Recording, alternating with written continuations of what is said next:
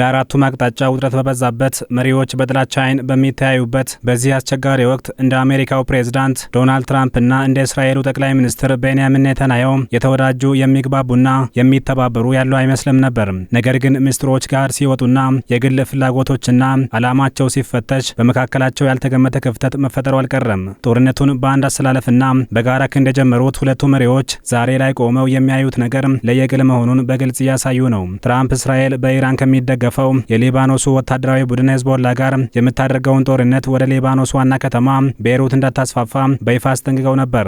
እስራኤል ግን ይህንን ምክር ወደ ጎን በማለት ቤይሩትን መደብደባን ስትቀጥል፣ ኢራንም ከሚያዝያ 8ቱ የተኩስ አቁም ስምምነት በኋላ ለመጀመሪያ ጊዜ ባላስቲክ ሚሳይሎችን ወደ እስራኤል በመተኮስ ምላሽ ሰጥታለች። ይህንን ተከትሎም እስራኤል ላለፉት ሳምንታት ትልቅ ቁማር እንደሆነ የሚነገርለትን ድርድር ከትራምፕ ጋር በምታደርገው ቴህራን ላይ የአየር ጥቃት ሰንዝራለች። ምንም እንኳን በአሁኑ ሰዓት የተኩስ ልውውጡ ጋብ ቢልም በትራምፕና ኔታንያሁ መካከል ያልተገመተ የጥቅምና የስትራቴጂ ልዩነት እንዳለ አደባባይ ያወጣ አጋጣሚ ተፈጥሯል። በአንድ በኩል የዘንድሮውን የኮንግረስ ምርጫ በስጋት የሚጠብቁት የዋሽንግተኑ መሪ ዶናልድ ትራምፕ በአሜሪካ ሕዝብ ዘንድ ተቀባይነት ያጣውን ይህንን ጦርነት በአስቸኳይ በመቋጨት የሆርሙዞች መጠን ዳግም ማስከፈትና የነዳጅ ዋጋን ማረጋጋት ይፈልጋሉ።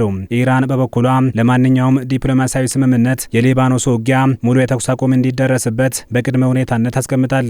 በአንጻሩ በተመሳሳይ የስልጣን ፉክክር ውስጥ የሚገኙት ኔታንያሁ የሄዝቦላን ጥቃቶች ሙሉ በሙሉ ለማቆምና ከኢራንና ከአጋሮቿ ጋር በሚደረገው ጦርነት የበላይነትን መያዛቸውን ለህዝባቸው ለማስመስከር ከፍተኛ ጫና ውስጥ ናቸው። በተጨማሪም ከእስራኤል ዋነኛ አጋር ከአሜሪካ ጋር ያለው ግንኙነት ሳይበጠስ ለዋሽንግተንም ሳያጎበድዱ የሀገራቸውን ጥቅም የማስጠበቅ አቅም እንዳላቸው ማሳየት የሚጠበቅባቸው ኔታንያሁ ጉዞው ቀጭን ገመድ ላይ መራመድ ሆኖባቸዋል። የአሜሪካና የእስራኤል ጥምር ጦር በፈረንጆቹ የካቲት 28 ቀን 2026 የኢራንን ምድር ሲያጠቁ ሁለቱ አጋሮች ትከሻ ለትከሻ የተሰለፉ ጽኑ ወዳጆች ይመስሉ ነበር።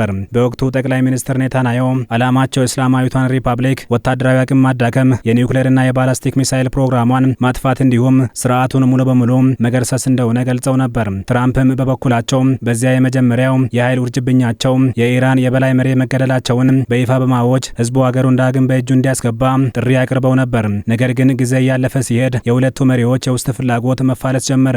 ትራምፕ እንደ ቬንዙዌላ ሁሉ ፈጣንና ታላቅ ወታደራዊ ድል በመቀዳጀት ዲፕሎማሲያዊ ድርድር ውስጥ መግባት ሲሹም፣ ጠቅላይ ሚኒስትር ኔታንያሁ ግን ጦርነቱ ረጅም ጊዜ የሚወስድ ቢሆንም እንኳ ኢራንና አጋሮቿን ሙሉ በሙሉ ከአካባቢው ካርታ ላይ ማጥፋት አልመዋል። ኢራን ሳምንታት የፈጀውን ከባድ ድብደባ ተቋቁማ የሆርሙዝ የባህሮች መጠን ዝግ አድርጋ በቆየችበት ወቅት በአሜሪካውያንም ሆነ በእስራኤላውያን ዘንድ ከፍተኛ ብስጭት ነግሶ ቢቆይም የብስጭታቸው ምንጭ ግን ለየቅል ነው። የነዳጅና የሌሎች መሰረታዊ ሸቀጦች ዋጋ ሰማይ በመንካቱ የትራምፕ የቀድሞ ደጋፊዎች ሳይቀሩ ፕሬዝዳንቱ የገቡትን ቃል ኪዳን በመስበር አሜሪካን በሌላ የመካከለኛው ምስራቅ ማጥ ውስጥ ዘፍቀዋታል ሲሉ እየወቀሷቸው ነው። እየጨመረ የመጣው ህዝባዊ ቁጣ በመጪው ዳር ወር በሚካሄደው የኮንግረስ ምርጫ ለሪፐብሊካን ፓርቲ ትልቅ የህልውና ስጋት ሆኗል። እንደ አውሮፓውያኑ የዘመን ቀመር ጥቅምት 7 ቀን 2023 በሐማስ ጥቃት በጀመረው ጦርነት ላይ ኔታንያሁ ዘላቂ ድል ማስመዝገብ ባለመቻላቸው ህዝባዊ ቁጣው ገንፍሏል። ጦርነቱ ከተጀመረ ከ2 ዓመታት በላይ ቢቆጠርም ሐማስ አሁንም ጋዛን በከፊል ያስተዳደረ ነው። ሄዝቦላም ሚሳይሎችን መተኮሱን አላቆመም። የኢራን መንግስትና የኒውክሌር መርሃ ግብሩም ምንም እንኳ ከባድ ኪሳራ ቢደርስባቸውም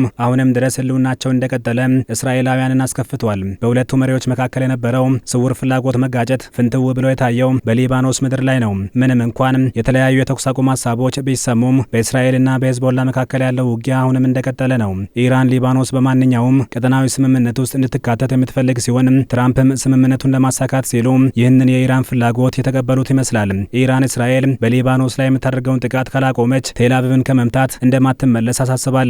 በአንጻሩ እስራኤል የሊባኖስን ግንባር ለብቻው ነጥላ በመያዝ በደቡባዊ ሊባኖስ የተቆጣጠረችውን ሰፊ መሬት ይዛ የሄዝቦላ ስጋት ሙሉ በሙሉ እስኪወገድ ድረስ ዘመቻዋን ለመቀጠል ቆርጣ መነሳቷን ሹማምንቷ ይገልጻሉ። ትራምፕ ከኔታንያሁ ጋር ባደረጉት የስልክ ውይይት ከዲፕሎማሲያዊ ቋንቋ ወጣ ያለ ቃል በመጠቀም የእስራኤሉን መሪ ፍጹም እብድ ብለው መጥራታቸውን አምነዋል። እስራኤል በሊባኖስ ላይ የምታደርገውን ጥቃት ከኢራን ጋር የሚደረገውን የሰላም ድርድር ያበላሽብኛል ሲሉም ጠቅላይ ሚኒስትር ኔታንያሁን ተችተዋል። ትራምፕ እስራኤል ባለፈው እሁድ ቅድመ ማስጠንቀቂያ ሳሰጥ በቤይሩት መኖሪያ ህንጻ ላይ የፈጸመችውንና የ2 ሰዎችን ህይወት ቀጥፎ 20 ሰዎችን ያቆሰለውን የአየር ጥቃት በጽኑ አውግዘዋል። ከዚያም ኢራን በዕለቱ መገባደጃ ላይ ያወረደችውን የሚሳኤል ናዳ ተከትለው እስራኤል ከድርጊቷ እንድትቆጠብ አሳስበዋል። ሁሉንም ውሳኔዎች የማሳልፈው እኔ ነኝ እንጂ ኔታንያሁ አይደለም ሲሉም ትራምፕ ለፋይናንሻል ታይምስ በኩራት ተናግረዋል። የአሜሪካና የእስራኤል ባለስልጣናት ይህንን ልዩነት ለመሸፈን ቢሞክሩም ሁኔታው ግን ከቁጥጥር ውጪ የሆነ የመጣ ይመስላል። ትራምፕ ገበያውን ለማረጋጋትና ድርድሩ እንዳይቋረጥ እስራኤል ታጋሽ እንድትሆን ቢጠይቁም የእስራኤል ባለስልጣናት ግን አሜሪካ ራሷ ብትሆን እንዲህ አይነት ጥቃትን ዝም ብላ አትመለከትም የሚል ምላሽ ሰጥተዋል። ኔታንያሁ ለኢራን ጥቃት ምላሽ ባይሰጡም በውስጥ ፖለቲካቸው ትልቅ ውድቀት እንደሚሆንባቸው ሁለቱ መሪዎች በሚገባ ያውቃሉ። ኔታንያሁ ግን ይህንን ልዩነት ቀለል ለማድረግ ሞክረዋል። ጥቃቱን ተከትሎ በዕብራይስጥ ቋንቋ ለጋዜጠኞች በሰጡት መግለጫ እስራኤል ራሷን የመከላከል ሙሉ መብት አላት፣ ይህንን መብቷንም በሚገባ የተጠቀመችበት ነው ብለዋል። ይህንን የምናደርገው ለአሜሪካ ወዳጄ ፕሬዝዳንት ዶናልድ ትራምፕ ካለኝ ጥልቅ አክብሮትና ምስጋና ጋር ነው ሲሉ አክለዋል። ይህ በእንዲህ እንዳለ ከትናንት በስቲያ ሰኞ ሁለቱም ሀገራት ጥቃቱን ለጊዜው ማቆማቸውን አስታውቀዋል። ኔታንያሁ ለጊዜው ጥቃቱን ማቆማቸውን ቢገልጹም ከኢራንና ከሂዝቦላ ጋር የሚደረገው ትግል ግን ገና አልተቋጨም ብለዋል። ኢራን በበኩሏ ለአስከፊው ጥቃት ከባድ ምላሽ ከሰጠች በኋላ ወታደራዊ ዘመቻዋን ማቆሟን አስታውቃ እስራኤል በሊባኖስም ሆነ በሌላ ቦታ ድጋሚ ጥቃት ከሰነዘረች ግን የበለጠ አደገኛና አውዳሚ እርምጃ እንደምትወስድ ዝታለች። ትራምፕ ከቢቢሲ ጋር በነበራቸው የስልክ ቃለ መጠይቅ ጠቅላይ ሚኒስትር ኔታንያሁ ትዕዛዛቸውን ጥሰዋል የሚለውን ወሬ ለማስተባበል ሞክረዋል። ያደረግኩት ነገር ቢኖር አስተዋይ መሆን አለብን ማለቴ ብቻ ነው። እጅግ ጠንካራና ድንቅ የኒውክሌር መሳሪያ የሌለበት ስምምነት ለመፈራረም ተቃርበናል።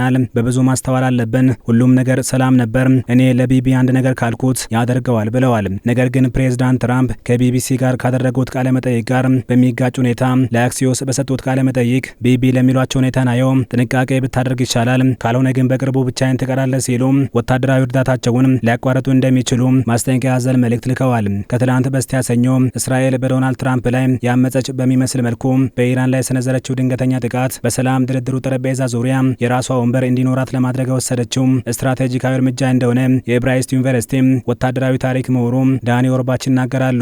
ቴል አቪቭ በዚህ ጥቃት ለዋሽንግተን ያስተላለፈችው መልእክት የእስራኤል ጥቅም ከተነካ ምንም አይነት ቀጠናዊ የሰላም ስምምነት ሊሳካ አይችልም፣ ምክንያቱም እስራኤል ጥቅሟ ከተነካ ጠረጴዛውን የመገልበጥ አቅም አላት የሚል ነው። በትራምፕና በኢራን መካከል የሚደረገው ድርድር እስራኤልን ሙሉ በሙሉ ያራቀ በመሆኑ የኔታንያሁ የሀገር ውስጥ ተቺዎች ጠቅላይ ሚኒስትሩ የእስራኤልን ሉዓላዊነት አሳልፈው ሰጥተዋል ሲሉ ይወቅሷቸዋል። እስራኤል ግን በሊባኖስ በምታደርገው ጠንካራ ወታደራዊ ዘመቻ ሂዝቦላን ለመደምሰስ የምድርና የአየር ጥቃት ስትፈጽም በንዴት የምትቃጠለው ኢራንን የመልስ ምት መስጠት በማትችልበት ደረጃ ለመስበር ቆርጣ የተነሳች ይመስላል።